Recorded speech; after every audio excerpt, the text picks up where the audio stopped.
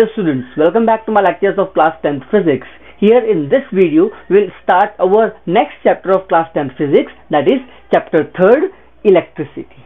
Okay, so first of all, we have the question that what this electricity is.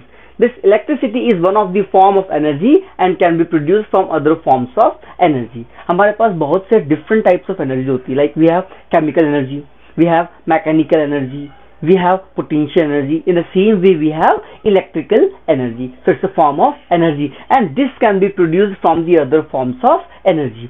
अब ये दूसरे energy form से किस तरह से हम इसको produce कर सकते हैं? You have different power plants. जहां पर भी अलग अलग पावर प्लांट है वहां पर अलग अलग मेथड से जो हमको इलेक्ट्रिसिटी प्रोड्यूस कर रही है, we are getting from the different forms of energy. For example हम बात करते हैं थर्मल पावर प्लांट्स की.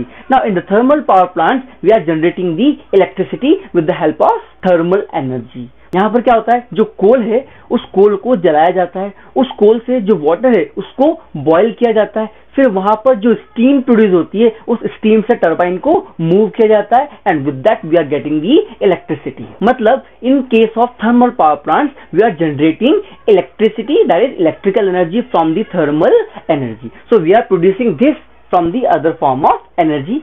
So first is the thermal power plant. Now we have another power plant that is called as the hydropower plant. अब hydropower plant के अंदर क्या होता है, we are using the potential and kinetic energy of the water. Okay, तो सबसे पहले क्या होता है, यहाँ पर जो water होता है वो हम एक रिजर्वॉयर में उसको सेव कर लेते हैं या स्टोर कर लेते हैं, that is in the form of the dam.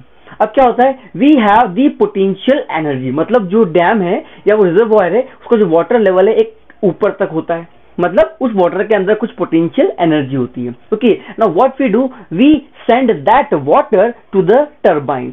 अब क्या होता है, हम उस पोटेंशियल एनर्जी को काइनेटिक एनर्जी में कन्वर्ट करते हैं and then that water strikes with the turbine और टरबाइन वहां पर घूमता है, वहां से क्या मिलता है हमको, इलेक्ट्रिकल एनर्जी. तो यहाँ पर क्या कर रहे हैं हम, we are using the potential and kinetic energy of the water to produce electrical energy. मतलब यहाँ पर भी हम दूसरी एनर्जी से इलेक्ट्रिकल एनर्जी प्रोड्यूस कर रहे हैं. In the same way we have another power plant that is called as the nuclear power plant. वहां पर हम क्या यूज कर रहे हैं, we are using the nuclear energy to generate electrical energy. In the same way we can also produce this electrical energy from the solar power plants. वहां पर क्या होता है, we are using the solar energy of the sun and we are converting it to the electricity. We also have the wind power plants. वहां पर क्या होता है, we are using the kinetic energy of the wind and we are converting it into the electricity. So this electricity that can be produced from the other forms of energy. Okay, now this electricity अगर हम इसको बहुत सारे different energy forms से हम इसको generate कर सकते हैं तो यहाँ पर इसका कुछ advantage भी होगा. Because why we are simply cannot use thermal energy? Why we cannot directly use this wind energy? Why we cannot directly use the energy which we are getting from the sun? Okay, so here we have some advantages of this electrical energy. The first one is the cleanness. मतलब यहाँ पर जो electrical energy है वो सबसे clean energy है. Like आप समझ सकते हो कि जब भी आप कोल को बर्न करोगे, you are getting some ashes and the carbon dioxide and even some other toxic gases in the environment. तो वहां पर वो जो थर्मल एनर्जी है वो कहीं ना कहीं क्लीन नहीं होती. In the same way we have the nuclear energy. Nuclear energy के अंदर भी जो न्यूक्लियर वेस्ट होता है, that is the radioactive waste, और उसको डिस्पोज करना दैट्स अ बिग टास्क. वो हो जाता है बट फिर भी वहां पर कहीं ना कहीं रेडिएशन का खतरा होता है. ओके, तो सबसे पहली बात यहाँ पर जो इलेक्ट्रिकल एनर्जी है it's very clean. Okay, now the second point is the flexibility. Now this flexibility it is in terms of the voltage. अब यहाँ पर जो भी पावर प्लांट्स में इलेक्ट्रिकल एनर्जी प्रोड्यूस होती है वो कितने वोल्ट पे प्रोड्यूस होती है, that is produced at 11 kV. K means kilo, so I can write here eight 11,000 volt. मतलब 11,000 वोल्ट पे वो जनरेट होती है. Okay, now here we have a device that is called as the transformer. अब transformer यहाँ पर क्या करता है, हमारे पास जो ट्रांसफार्मर है वो दो काम कर सकता है. एक यहाँ पर होता है स्टेप अप और एक होता है स्टेप डाउन.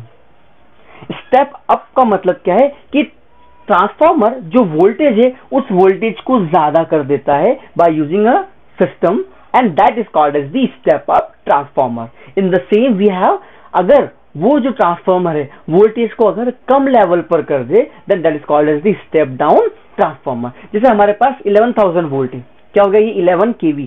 अगर इस 11 kV वोल्टेज को ये बढ़ाकर कितना कर दे 33 kV, then that is the step up transformer.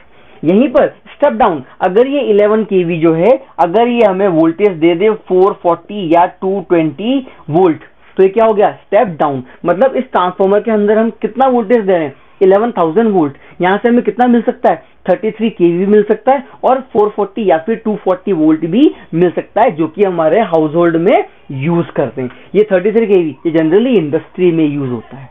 तो मतलब यहाँ पर फ्लेक्सिबिलिटी किसके टर्म में, वोल्टेज के टर्म में। मतलब जो वोल्टेज हम जनरेट कर रहे हैं with the help of this electrical energy, that can be increase and that can be decrease with the help of a device transformer. इसलिए ये बहुत फ्लेक्सिबल होता है।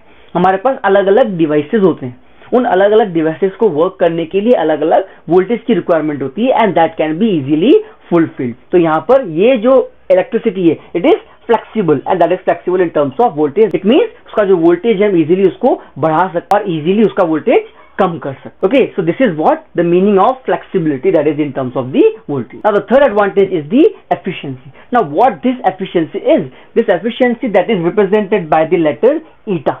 Okay, now this efficiency that is equals to output upon input। मतलब कि ये जो efficiency ज्यादा कब होगी, जब हमारे पास यहाँ पर इनपुट कम हो। अगर यहाँ पर देखो इस फॉर्मूले के अंदर डिनोमिनेटर जब भी कम होगा, तब क्या होगा, इस साइड जो भी वैल्यू होगी वो ज्यादा होगी, because that's inverse relation. Also जब हमारे पास ये आउटपुट ज्यादा होगा तो ये भी क्या हो जाएगा, ज्यादा हो जाएगा। मतलब यहाँ पर जो आउटपुट है वो क्या है, इस एफिशिएंसी के डायरेक्टली प्रोपोर्शनल है। मतलब हम यहाँ पर लिख सकते हैं this eta is directly proportional to output and eta is inversely proportional to input. यहाँ पर लिख सकते हैं, मतलब हमने यहाँ पर इनपुट कम दिया तो हमारे पास एफिशिएंसी ज्यादा होगी, और अगर यहाँ पर आउटपुट ज्यादा है तो भी एफिशिएंसी क्या हो जाएगी, ज्यादा हो जाएगी। इसका मतलब क्या है कि जब भी हम इलेक्ट्रिकल एनर्जी प्रोड्यूस कर रहे हैं, उस केस में अगर हम इनपुट कम दे रहे हैं तो हमारे पास जो एफिशिएंसी वो क्या हो जाएगी, ज्यादा हो जाएगी। साथ ही साथ वहां पर क्या होना चाहिए कि अगर वो इनपुट कम है, लेकिन उसी कम इनपुट से अगर हम ज्यादा आउटपुट ले सकते हैं, तो अगर आउटपुट ज्यादा होगा तो एफिशिएंसी भी क्या हो जाएगी, ज्यादा हो जाएगी। इसका मतलब क्या है कि यहाँ पर अगर हम इसको एक बेसिक एग्जांपल से समझें कि आप अगर यहाँ पर सिर्फ कम खाना खा रहे हो, means we are giving you less input if you are suppose using only 2 chapatis, और अगर वहां पर आप ज्यादा काम कर सकते हो, मतलब आपको कम खाना दिया जा रहा है लेकिन आप ज्यादा काम कर रहे हो, उसका मतलब आपकी एफिशिएंसी क्या है, ज्यादा है।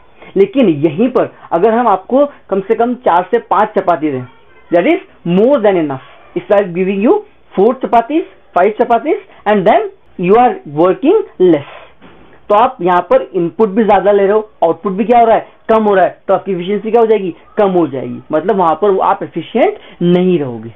तो यहाँ पर ये इलेक्ट्रिकल एनर्जी एफिशिएंट क्यों है, because with the help of very less input it is able to give more output, that's why it is more efficient. Okay, next one is easy transmission over long distance. आपने देखा होगा कि कई बार आपके घर से बहुत दूरी पर एक पावर प्लांट होता है, but still you are able to get the electricity. मतलब इजीली वो एक पॉइंट से दूसरे पॉइंट तक ट्रांसमिट हो सकती है। It is the very good advantage of electricity और इलेक्ट्रिकल एनर्जी। ये बाकी एनर्जीज का नहीं होता है। फॉर एग्जाम्पल आप सोच सकते हो thermal energy, at some distance if you have fire, लेकिन आप अगर वहां से थोड़ी सी दूरी पर जाओगे तो आप उससे उतनी एनर्जी नहीं ले सकते हो। Okay, but in case of electrical energy with the help of wires and that too up to very long distance you can get that energy. So it is also the good advantage of electricity, that is easy transmission over long distance. Now here we will see the classification of electricity. Here this electricity that is classified into 2 different parts. The first one is the static electricity and the second one is the current electricity. Now this static electricity, it is also called as electrostatics, and here we have one more name for it, that is called as the frictional electricity. Okay, so what this static electricity is? अब यहाँ पर क्या है, static का मतलब क्या होता है, which is in the rest, जो इलेक्ट्रिसिटी रेस्ट में हो। लेकिन यहाँ पर अभी हम आगे देखेंगे कि जो इलेक्ट्रिसिटी है that deals with the charges, वो चार्जेस जो इलेक्ट्रॉन के ऊपर होता है, इलेक्ट्रॉन्स एंड प्रोटॉन्स के ऊपर, which you might have studied in your chemistry lectures. Okay, so here this static electricity, it deals with the charges in rest. So here we can write it deals with the charges in rest.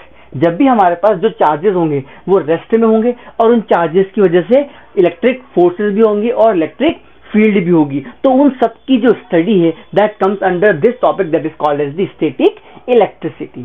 इसका नाम क्या है? एक और electrostatics. Here this electro that deals with the electron, इसीलिए हमने क्या कहा इसको electrostatics. Means it deals with the electrons in rest. This statics that is the rest.